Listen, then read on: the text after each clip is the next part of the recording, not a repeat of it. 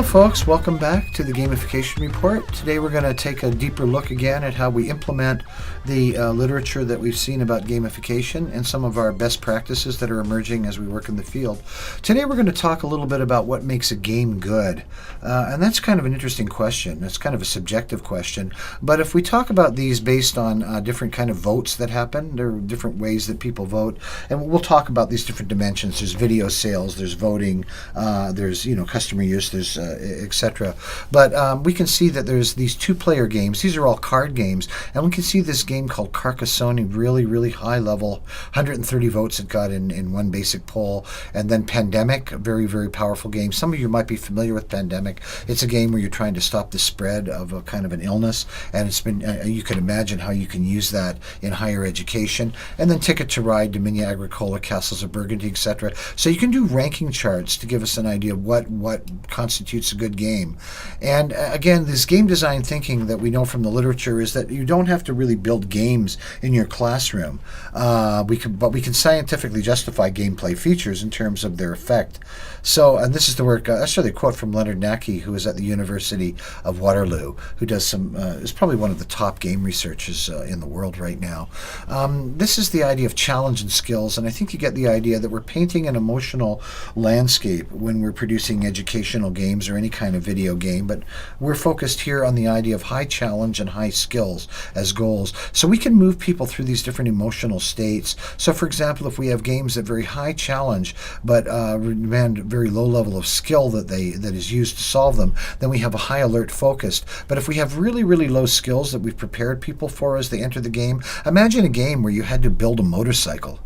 And your first day of school and you've never even ridden a motorcycle, and you've got a game where you've got to design a new motorcycle engine. Well, that's going to really have high level of challenge but a very low level of skill. So you're going to be in a state of anxiety the entire. In fact, if we really up the challenge and we give you super low, would be me, who knows nothing about motorcycle engines, I'd be in a state of worry and stress and distraction. So that's the emotional portrait. And it's amazing how often in higher education we're actually moving students into this space and we don't really know it. They don't have the requisite skills to tackle the kind of challenges we give them.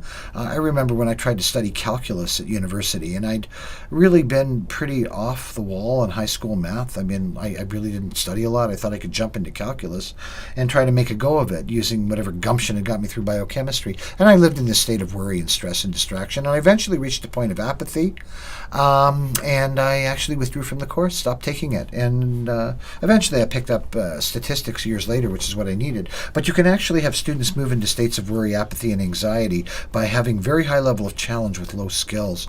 But if we provide people with opportunities to increase their skills with challenge, then we can start to enter. Now here's a case where your skill level is very high but your challenge is very low. So this is where you get into apathy and boredom. But as you can see, as you move into higher level skills, we get into relaxation and confidence.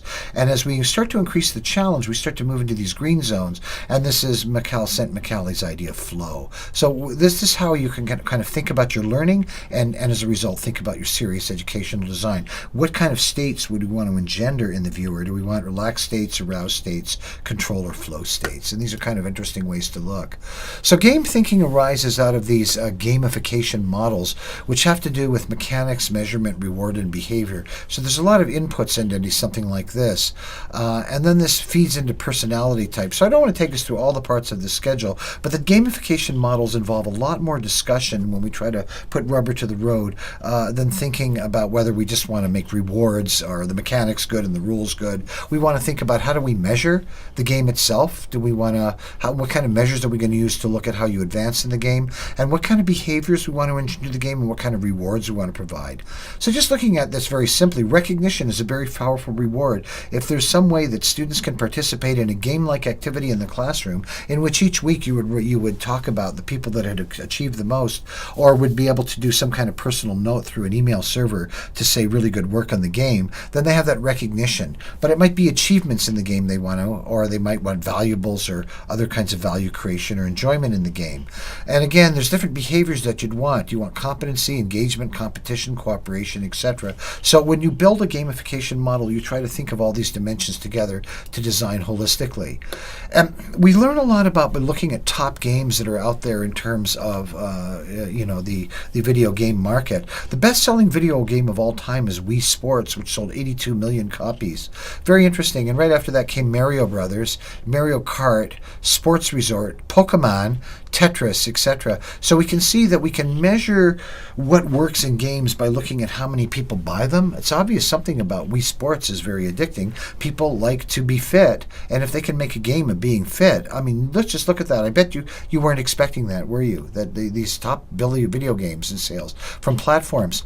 In terms of cost of production, let's just see before we move ahead, that we can see the game Destiny will cost $500 million to produce, Grand Theft Auto $265 million, Call of Duty $200 million, etc. So we know these are what are called mega games that cost a lot of money to produce. So obviously in the area of serious educational games, we don't have these kinds of budgets. But what we can do is look at the mechanics that work well in those specific games and then try to build games that give the player some of those emotional experience based on the previous slide, where we look at trying to build challenge and skill kind of grids and dynamics.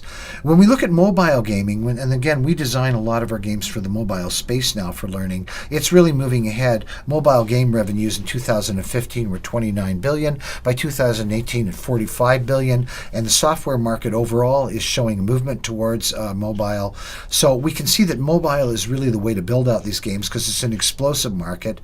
And mobile games are played in interesting places. In one study, we found that most of them were played on the toilet or in bed. And other mobile games could be played on a plane, driving, or commuting. So basically, browser-based games and mobile games can be played in any location, which means your learning in higher education can take place in the church or in a plane or driving or in bed. So we can actually move learning to different locations using mobile. We don't have to have it statically in the classroom or sitting in front of a computer workstation. We try to get a picture to conclude today's presentation of what players seem to want in games. So this looks at the best-selling video games of all times, and we can see by far Tetris beats everybody. Minecraft is right under it, and any of you with kids know that Minecraft is amazing. Kids are doing building, they're becoming architects, they're learning about economy by playing games.